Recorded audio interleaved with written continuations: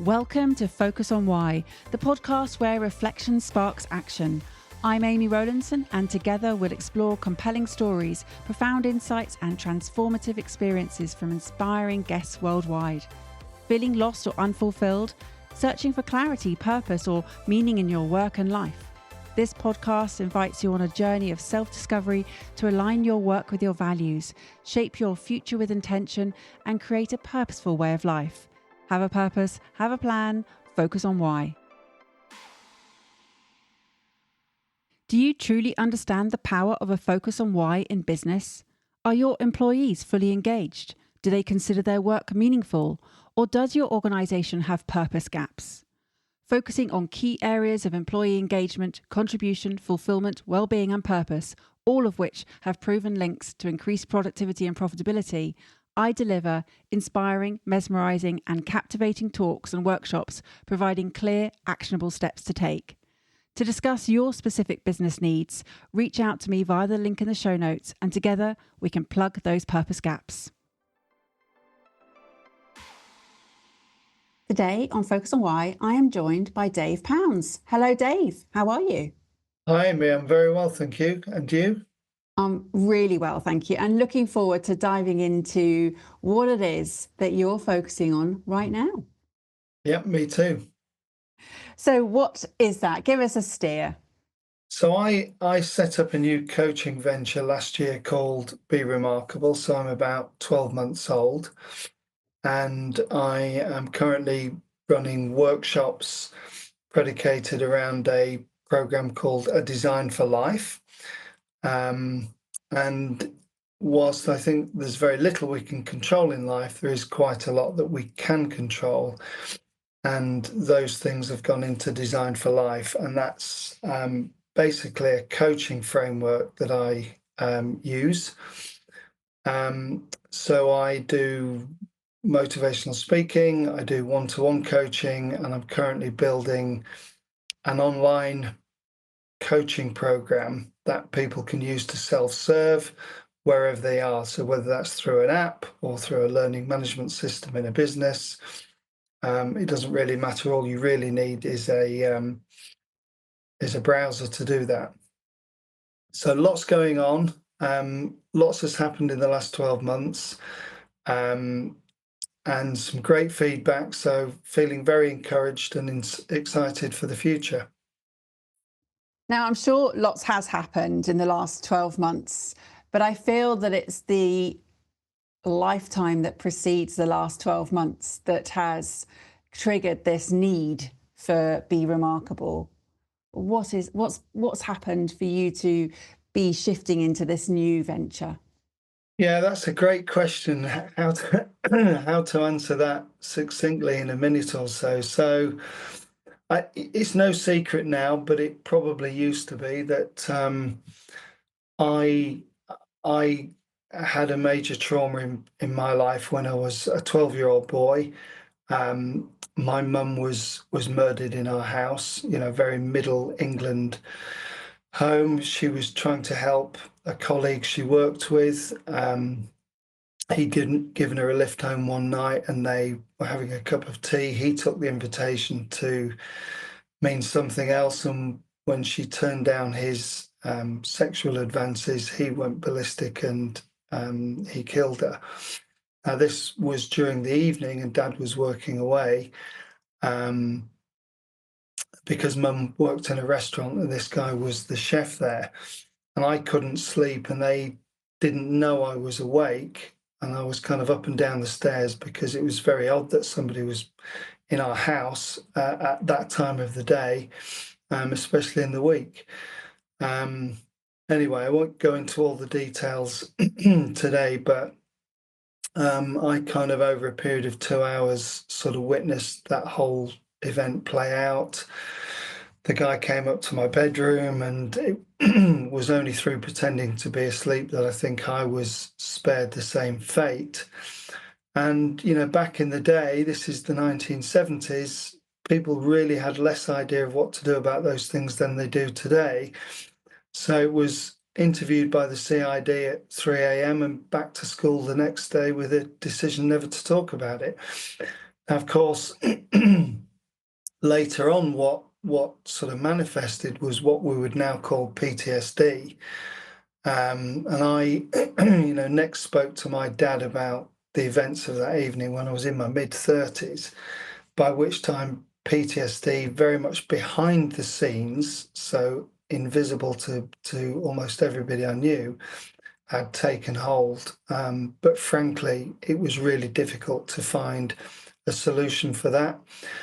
So if I wind forward several decades, Amy, I've seen over 60 therapists and tried several dozen therapies, and probably made the mistake in hindsight of sitting in the therapy room waiting for some magic button to be pressed. And of course, that magic button doesn't really exist. And I'm not convinced that the answer to trauma necessarily exists in a single therapy.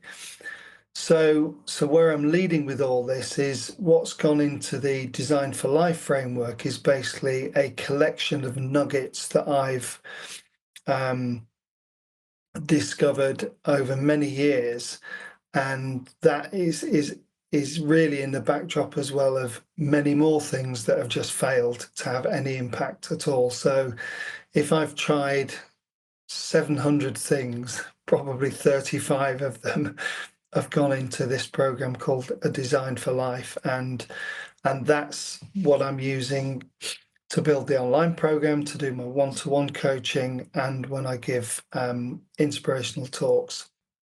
I just need to share, Dave, with the audience that when I have a pre-call with my guests, I ask very specifically that they don't share their story with me, so that I come to this space with the same, from the same position, so that I don't know what's coming. And I have to say that, stopped me in my tracks, as I'm sure it will have done for the listener. So I just want to take a moment to acknowledge and to appreciate you sharing your story here, because it really is a quite a dramatic event that has happened, and thank you for sharing that. And I'm sorry for what you had to go through. I know that we can't change what's happened. It was decades ago. What is it that you were looking? You said you were waiting for that magic button to happen. What is it that you wanted to happen? Um, well, I guess the answer to that is to describe the symptoms of PTSD. So I talk about these very briefly, in my talk, and there are three things, or three manifestations of what they would call a flashback. So, with PTSD, people have what they call flashbacks. Now, they can be auditory hallucinations, they can be visual hallucinations. I don't get either of those. What I get is a flashback to the feeling, and that feeling of being, trapped in my bedroom for somewhere between an hour and a half and 2 hours before my dad came back. And I was just terrified. I mean, I'd got to the point of feeling acutely anxious. And by the time this guy came upstairs, that really turned, I'm really worried that something is not right, to something terrible must have happened. So I felt terrified for that hour and a half, 2 hours, unable to move. I didn't open my eyes. I didn't even shift in bed. I I'm not embarrassed to say I peed the bed because there's no way I was getting out of bed to go to the toilet. I didn't know where this guy was. Um, so the symptoms for me are basically a return to that feeling of terror. So at its worst, that is a panic attack, and you literally feel like, not that I've ever been buried alive, but that's what it feels like. Secondly, is acute anxiety to the point where you can't eat, you can't sleep, you can't focus on anything. The adrenaline in your chest is like being plugged into the electricity mains. And then if either of those aren't present, what is always present is a feeling of hypervigilance. So you're easily you're startled, your body's producing too much adrenaline and too much cortisol, and that just exhausts you throughout the day. And the best description I had of that, Amy, from a psychiatrist, he said, you've got to think it as though you're running a car by pressing the brake and the accelerator at the same time, which is why it's so exhausting. So, I have solutions to all of those things now.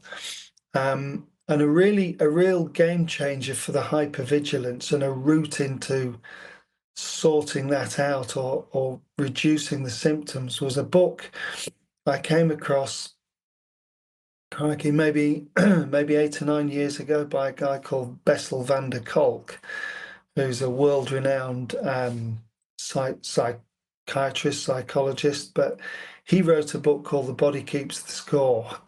And, it was one of those books, page by page, excuse me, I was in floods of tears really, because I just thought this guy knows, this guy gets it.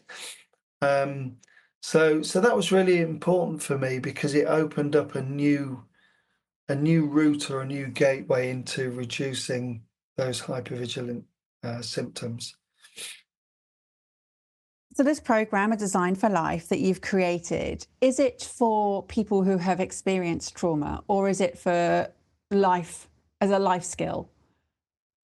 I think it's relevant for any of us, Amy. And coming back, to the headline of this podcast,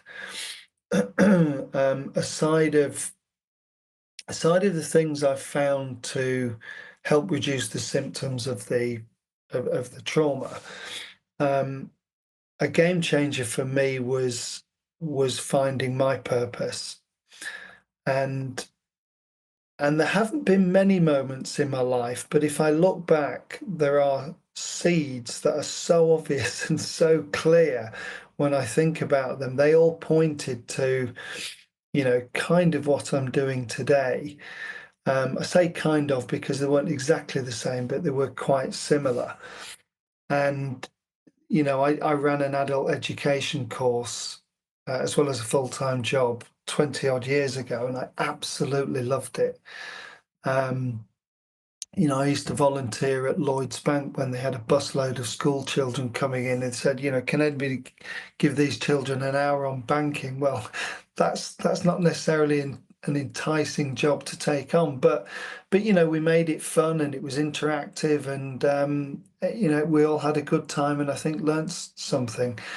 But I think the key step was, so, I won't go into all the details, but I've been hospitalized through alcohol abuse a number of times and ended up in in rehabilitation centers. In 2014, I ended up in hospital and placed under guard, and I wasn't allowed to leave. And the next day when I'd sobered up, they basically gave me a choice of one, to volunteer to go to a rehab center.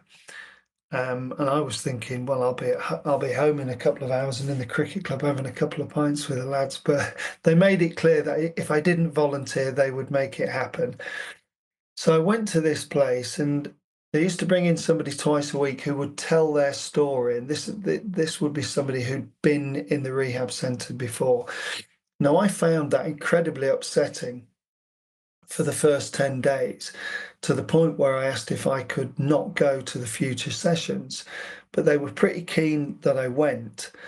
And then it dawned on me that actually, whilst these stories are incredibly upsetting, and some of the stories people have got to tell, excuse me, are horrendous, and I think, a lot of people couldn't even make them up. But it dawned on me that I was missing the point. The point being, they were sat there telling the story, and the headline was that they'd come through all of their troubles, and their drink or their drug taking or whatever it was that they resorted to try and null the pain or kill the pain. So I really engaged with the stories after that. Wind forward 7 or 8 months when I was still sober, the Priory Hospital in North London invited me back to share my story, which I did, and I ended up uh, working weekends. I was there Christmas Eve and made several visits to the rehab centre, and I still do that today in one of my local rehab centres in Leicestershire. The first time I went down, Amy, and I shared my story, there were tears, there was laughter, there were hugs, there was swapping of phone numbers. And I left before I got back in the car to travel back up north. I rang my brother and I rang my best mate, and I said to them both, I'm really struggling to find the words to describe what I've just experienced, because it was nothing I'd experienced in family life or with friends or playing sport or in business. And they've all presented me with some wonderful moments. This was just something different. There was a very sort of naked, raw human connection. And I guess it just felt important. It felt like it mattered. And I think that was the big moment when I thought, do you know what? This is why I'm still here. So I view it now, Amy, as having been spared that night mum died, and probably through lads' japes, many other occasions when it could have gone wrong. And I just see it as I was spared for a reason, and that reason is be remarkable and to share my story and what keeps me well. Because I wouldn't say I was cured, but I have a life now that is more remarkable and more joyful and full of more meaning than it's ever been before. Now, yeah, it would have been nice to have got there in my early 20s, but so be it. It's all part of the story. So I wake up every day and I just look forward to the day, and I love the work I do and I see the difference it's making, and it kind of makes sense of life, really. I'm not surprised. And that phone call where you are struggling to find the words of what you'd just experienced, you just said it was like this naked, raw human connection, and that it felt important, that it mattered, and this is why I'm here. Have you since been able to articulate it, or is it still something that is intangible? No, I think I can now.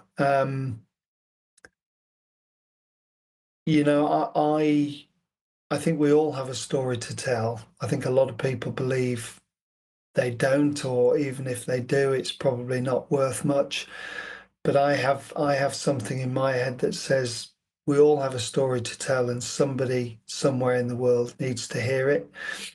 And that might be one person or a million people, but I'm sure we all have something valuable to share with the world. And I'm trying to do my bit in terms of sharing my story. And I wouldn't be doing this. I left a very cozy, well-paid corporate job to to set up Be Remarkable. And as you know, through setting up your own business, I'm guessing it is a little bit hand to mouth sometimes, and it is a bit of a risk. But I've done that, and I wouldn't change any of that. And I see the change day in, day out, and I get great feedback. I don't mean any arrogance by that. And that just gives me a sense of, so when I talk about purpose, Amy, um, I think your purpose should be based on your values, as in certainly your core 3 or 4 values. And I see my purpose in helping other people being exactly that, based on my core 3 or 4 values. I think if you then layer on, your skills and your passions, which are quite different, I think, and you can use that wonderful combination then to deliver a purpose that makes a difference to somebody else, the sense of meaning you get back from delivering that purpose, once you've got that, in my view, I think you've cracked one of life's biggest challenges, and it all begins to make sense. I agree. I've had a house with a big garden and a swimming pool and fancy cars without being too flash. I was never too flash. But when I had all those, I wasn't happy. I was getting on the train every morning and going to London and doing the corporate job and communicating with everybody through PowerPoints because nobody seemed to be able to have a proper chat over a coffee.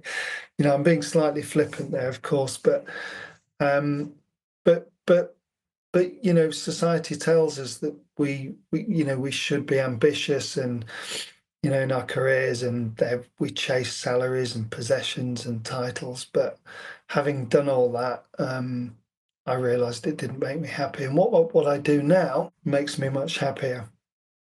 I hear you. It's a journey that I know well, that I have shared on this podcast and in my book with everybody, that this is why this podcast exists. This is because of that dream that I realized that I was pursuing, both my husband and I, was not ours. It was not for us to have that pursuit. We were chasing the wrong things, as you've also discovered. And what I would love to hear is, what are your core values? Hmm. So this is always interesting because when I work with people, that we always come up with at least 10, probably 15, and they all seem equally important. But there's probably a bit of a hierarchy. But I name my top three as my physical and emotional health. But I guess, if pushed, I would say my emotional health, but my physical health is a big contributory factor to my emotional health because, the brain runs the show, doesn't it? And if that's not working well, then, all bets are off, really. So everything I do should be feeding in a positive way my emotional health. Autonomy. So I want to do what I want to do with the day, and then making a difference to people's lives. They're my top three. I love that. And yes, the brain does run the show, but as you said, the body keeps the score. So unless they're working together, we are incapable of understanding and knowing what it is that is affecting us. And there's one of my guests a long time ago now, Ruth Fogg, she said that what the mind suppresses, the body expresses. And it is just one of those brilliant sound bites that I can hold on to and remind people when in conversation that, what you think you're pushing aside and ignoring will come back to bite. Dave, we work in a very similar space. I talk about creating a purposeful way of life. You're talking about a design for life. Purpose is at the core of the work we're doing. And what I'm very keen to share is that this is not competition here. The more people in this space, the more people working to help others to create a more purposeful way of life, to have a design framework that they can use. Yours is Be Remarkable, mine is Focus on Why. It doesn't matter. Whatever lands with whoever needs to hear this, for me, that is mission accomplished. I'm here to have this platform to shine the light on people just like you who are working in this space in purpose to really help others to make sense of it all. You shared that it's taken decades and dozens of different therapies and tens of different therapists to help you get to this point. A book might have tipped the balance. They've all come together in a way that you've now been able to retrospectively see that those signs were there, that those seeds were obvious and clear now with hindsight. And it is a case of seeing how little elements do come together. And yes, you've packaged it up. I've packaged what I've got here. What is it that you said you absolutely know that this is what you're meant to be doing now? How do you know that? If I picked out one word from the last 15 minutes of of words, I would say meaning. I feel the meaning. So we can talk about purpose, we can talk about values, we can talk about therapies to calm the vagus nerve or the sort of physical symptoms of trauma. But it's that sense of meaning. It kind of makes sense of the world. So if we think about, what's the point of life? As soon as we're born, we're fairly quickly told we're going to die. And then life seems to be one long battle of hedonism and trying to avoid death. So, hedonism doesn't solve the problem. We know that through people's experiences of being very hedonistic. We know that money doesn't solve the problem. There are people I work with who are millionaires who know that there's something missing. I'm working with an Oxford University student at the moment who's being pushed into what the establishment seems to push people like him into. That sounds very generalistic, doesn't it? But this guy knows there's something else. And I love the fact that he knows that or is curious about it at the age of 20 rather than, in midlife like I was. So I think you just know it when it's there. It's that sense of meaning. And it reminds me, Amy, of I'm going off on a tangent a little bit, but I came across a book by a guy called Charlie Mackesy last year called The Boy, the Fox, the Mole and the Horse, or something like that. And I think it's a children's book, but I think we should give it to every adult on the planet. And there's a piece in the book, and there's about a boy who gets lost in snow-covered fields, and he meets this mole, and they're sat on a branch in a tree, just having a very casual chat. And the mole says to the boy, "What do you want to be when you grow up?" And the boy says, "Kind, full stop." And that was it. And it just, to me, why is that relevant? I guess life is simpler than we make it as adults.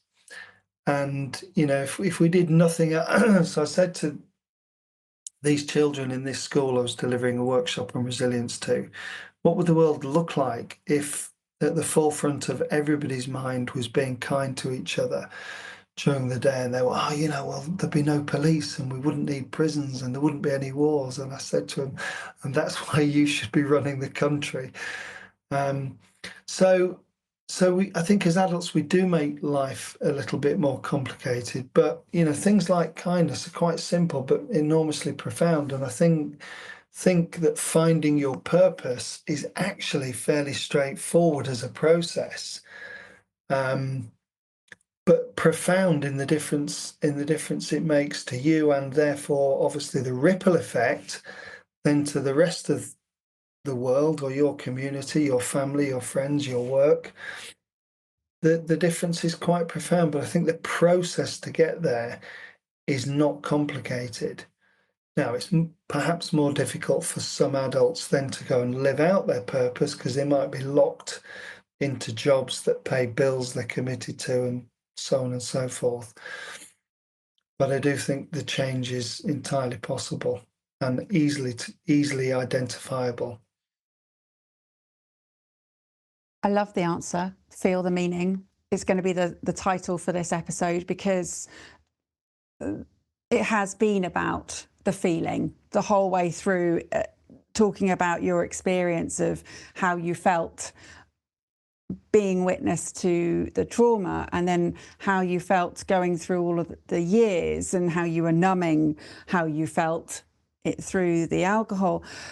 That choice of one that you were given to go to rehab, that choice triggered this journey for you and has been a huge pivotal moment.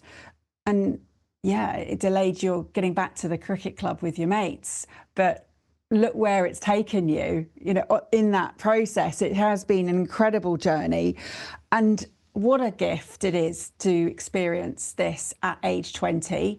It absolutely is my mission to ensure that people don't have to go through a lifetime thinking that they need to have some kind of trauma or crisis to be the catalyst to create a life of purpose, because it's not true. It certainly propels you into a different space, and you see the contrast more so as you have shared here, but it doesn't need to be that has to happen first.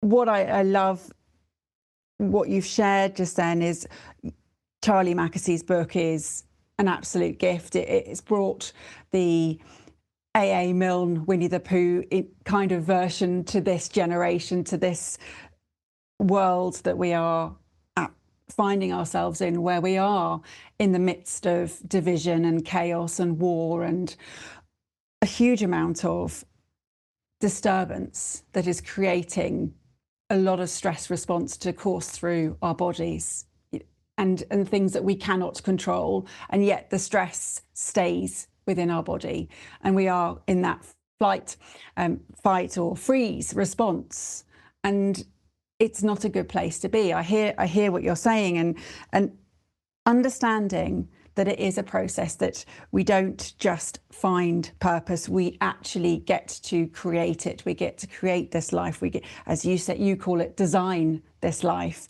It is possible. It's entirely possible. And I am so grateful for you to come on the show and share exactly what you said was the headline, that you can come through this. But it also doesn't have to be that you have to experience something first. Yeah, 100% agree. So I see that as two big prizes. A prize for those who've got trauma in their background. The prize is you can get over that, and the prize for everybody is that you can find that meaning through, identifying your purpose. And that feeling, and you're right, it is a feeling. When it arrives, you will know it, and you will just think, wow. And the reason you can't articulate it is because it's different. Everybody's going to experience it in a different way because of what their core values are. It's going to trigger a different response for them in how that manifests and then how that feels. So there is no one way here. It is not the way, it is a way for you. And your combination of physical and emotional health, predominantly emotional health, autonomy, and making a difference is what creates that feeling that resonates for you. And when you have it, you know it. And until you find that combination, you're not going to feel that particular resonance. Yeah, I agree with that.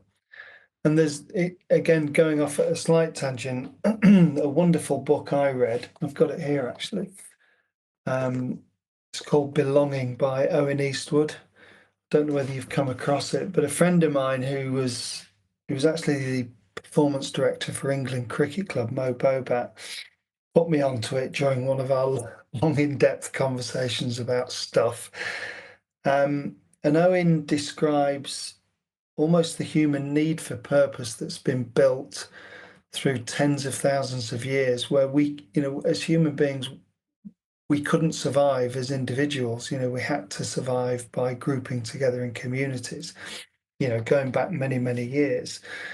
And to do that, everybody had their job in the community, whether it was fixing the roofs or lighting the fires or looking after the kids or gathering the fruit and so on. And that you could articulate was our purpose, our contribution to the community. Because without our contribution, the community didn't survive. And I just think a lot of what people do today in their jobs, they don't have that sense of meaning, because they don't have that sense of purpose, and that is sort of intuitively and inherently missing from us. Or when that's missing, we kind of feel it. So we feel when it's missing, and we feel when it's there. This has been a joy to explore, and I don't think I've had it articulated in such a way in terms of the feeling a lot of people have talked about things or they've reflected on what's happened, but to really dive into the feelings in this way has been an absolute joy for me today. Dave, thank you. And also thank you for your book recommendations. We've had The Body Keeps the Score, we've had Belonging, we've had The Boy, the Mole, The Fox and the Horse. All incredible books for people to go off and explore and take it on, because as you said, your book really helped you to understand this gateway, this new route to navigate your way through the healing of trauma. So it could well be that that opens up a gateway for someone else. So thank you for sharing.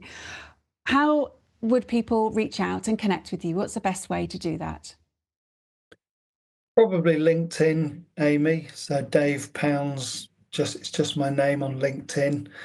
That may lead them to my website, which is www.beremarkable. That's be-remarkable.co.uk. Well, those links are in the show notes, so don't panic if you didn't get them down. You can just click on them and head off and connect with Dave now. So, Dave, thank you again for sharing what it is that you're doing and why you're doing it, your focus on why, and how it has led you to connecting and reaching out to people who need to hear your story. I am absolutely sure that you will have people reach out and say thank you. What is it that you would like to close this episode out with by saying? I think I would say there's always hope. For me, 3 times in my life, there has only been hope left. Well, it's been quite desperate, but I think there is hope. You know, I've been in a position where I've been unable to leave the house, unable to drive. I didn't fly for 35 years. Those are all distant memories now. So there is hope for getting over fears and challenges and traumas. And there is hope for, a purpose-led, meaningful life. And I don't think it's a complicated process to get to either of those. And then in terms of design for life, I should say, I'll leave you with this, Amy, because I still, I don't drink anymore, but I still go to the odd AA meeting, and they are wonderful. And they always finish with this saying, so I'll repeat this, and it's, grant me the serenity to accept the things I cannot change, the courage to change the things I can, and the wisdom to know the difference. And I think that's lovely. This episode's over, but let's keep the conversation going. How has this episode impacted you? Share your insights, takeaways, and reflections with actions on social media, or leave a review on Apple Podcasts. Your feedback creates powerful ripple effects, helping others to discover its value. Want to dive deeper into purpose? Check the show notes for links on how to work with me, where to buy my new book, Focus on Why, Create a Purposeful Way of Life, available in paperback, ebook, and audiobook, and where to sign up for Friday Focus, my weekly newsletter. Have a purpose, have a plan, focus on why.